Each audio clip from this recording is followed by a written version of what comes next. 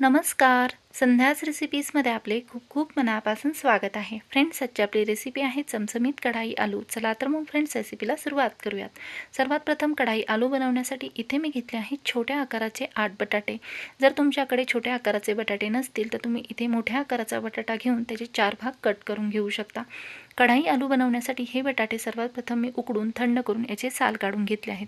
जर तुम्ही तेलकट खात असाल तर अशा वेळेस हे बटाटे असेच कच्चे घेऊन ते तेलामध्ये डीप फ्राय करून घेऊ शकता. कढाई आलू बनवण्यासाठी इथे बटाटे उकडून तयार आहेत. आता यासाठी लागणारी जी ग्रेव्ही आहे त्याची वाटण तयार करून घेऊयात.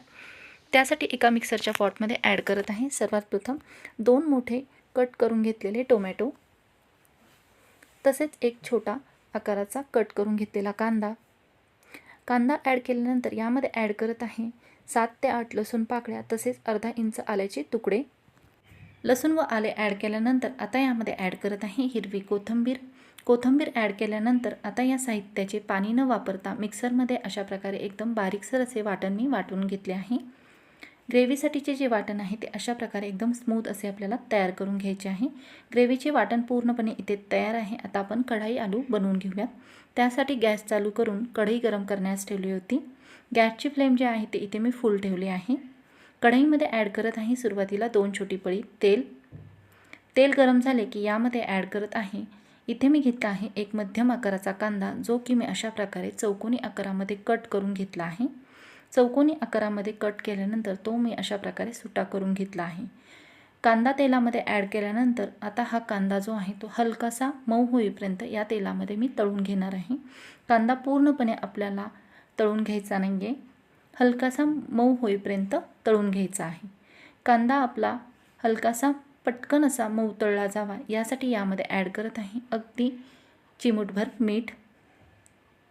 मीठ व्यवस्थित असे या कांद्यामध्ये मिक्स करून घेऊन हा कांदा जो आहे तो इथे मी अशा प्रकारे हलकासा मऊसूर होईपर्यंत तळून घेतला आहे. तुम्ही पाहू शकता तळून घेतलेला सर्व जो कांदा आहे तो मी एका प्लेटमध्ये काढून घेत आहे.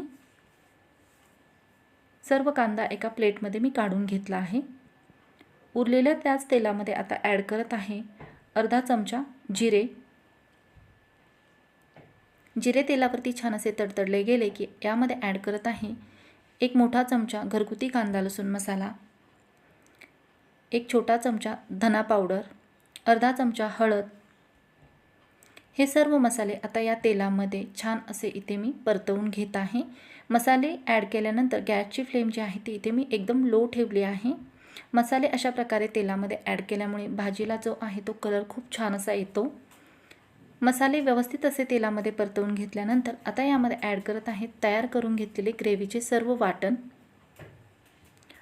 ॲड केल्यानंतर आता हे वाटण या मसाल्यांमध्ये व तेलामध्ये छान असे तेल सुटेपर्यंत इथे मी परतवून घेत आहे. गॅसची फ्लेम जी आहे ती आता इथे मी मीडियम ठेवली आहे. हे वाटण जे आहे ते छान असे तेल सुटेपर्यंत इथे मी परतवून घेतले आहे. वाटण आपले आणखीन छान असे शिजावे यासाठी मी यामध्ये ॲड केले आहे अर्धा कप पाणी व्यवस्थित असे मिक्स करून घेत आहे या वाटणामध्ये. तर आता हे वाटण आपल्याला छान असे तेल सुटेपर्यंत शिजवून घ्यायचे आहे.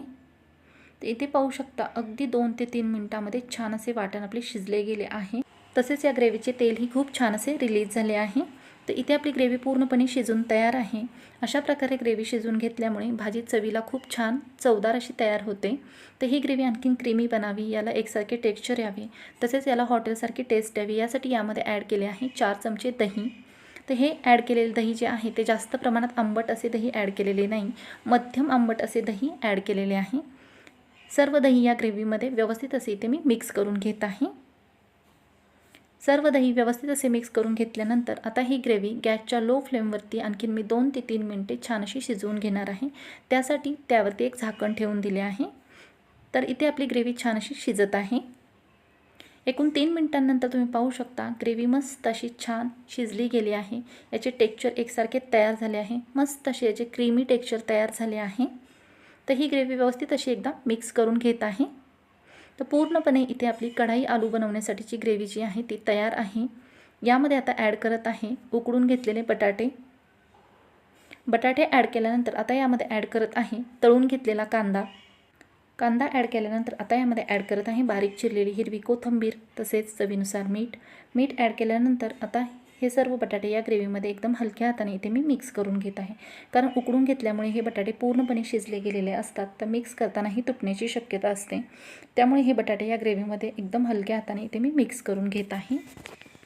सर्व बटाटे या ग्रेव्हीमध्ये व्यवस्थित असे मिक्स करून घ्यायचे आहे, जेणेकरून ही ग्रेव्ही जी आहे ती आतमध्ये बटाट्यांमध्ये मुरली जाईल व या ग्रेव्हीची चव जी आहे ती या बटाट्यांमध्ये उतरली जाईल, जेणेकरून खाताना ही भाजी आणखीन छान अशी चवदार लागली जाईल.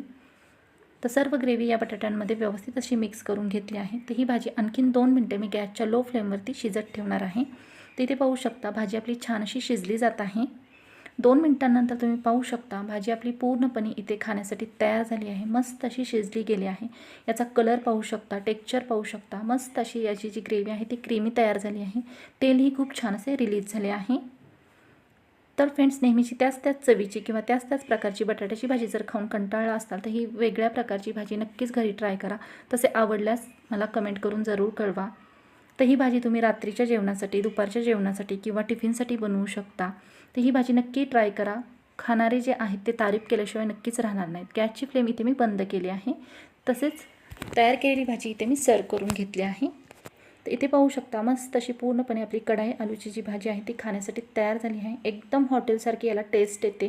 दिलेली पद्धत जर वापरून तुम्ही ही भाजी बनवली तर नक्कीच अशाच प्रकारे तुमची ही भाजी बनली जाईल.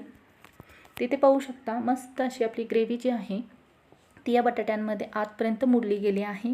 तसेच याची ग्रेव्ही जी आहे तीही खूप छान अशी क्रीमी दाटसर तयार झाली आहे. याची ग्रेव्ही पातळ नसते, अशी दाटसर असते.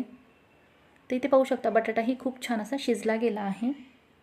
जितकी ही भाजी वरून छान दिसत आहे तितकीच खाण्यासाठी छान अशी लागते. तर ही रेसिपी नक्कीच घरी ट्राय करा. यासाठी लागणाऱ्या सर्व साहित्यांची यादी डिस्क्रिप्शन बॉक्समध्ये दिली आहे. ही भाजी तुम्ही भाताबरोबर, भाकरीबरोबर, चपातीबरोबर खाऊ शकता. मुलांच्या टिफिनसाठी बनवू शकता, मिस्टरांच्या ऑफिसच्या टिफिनसाठी बनवू शकता, रात्रीच्या दुपारच्या जेवणासाठी बनवू शकता, घरामध्ये अचानक पाहुणे आले तर त्यांच्यासाठी बनवू शकता. फ्रेंड्स, तुम्हाला ही कढाई आलूची रेसिपी जर आवडली असेल तर नक्कीच लाईक करा, शेअर करा, सबस्क्राईब करा. तसेच चॅनलवर नवीन असाल तर बेल आयकॉन जरूर प्रेस करा, म्हणजे अशाच प्रकारच्या नवनवीन रेसिपीज तुम्हाला पाहायला मिळतील. तसेच तुम्हाला आणखीन वेगवेगळ्या रेसिपीज जर पाहिजे असतील तर संध्याच रेसिपीज या चॅनलला जाऊन व्हिजिट करा, म्हणजे नक्कीच तुम्हाला अशा वेगवेगळ्या रेसिपीज तिथे पाहायला मिळतील. तसेच आणखीन कोणकोणत्या रेसिपीज तुम्हाला पाहायला आवडतील हे देखील मला कमेंट करून जरूर कळवा. व्हिडिओ शेवटपर्यंत पाहिल्याबद्दल धन्यवाद. परत भेटूयात अशाच एका नवीन रेसिपी.